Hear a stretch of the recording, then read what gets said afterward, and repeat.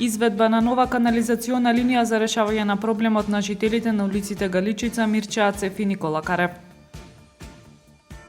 Усвоен предлог законот за студенчишкото блато на владина седница се исполнува препораката на УНЕСКО, велат од Министерството за животна средина. Како регионален центар имаме потреба од уште една ангиографска сала и ангиограф, вели директорката на кардиолошкиот центар Ковачевска Башуровска. Охриѓанецот Антонија Савески, колекционер на повеќе од 350 кошаркарски дресови, во процес на изработка и документарец за неговата колекција. Времето утре сончево со умерена облачност, температура во интервал од 13 до 22 степени. Следевте една минута вести на Охрид Њуз.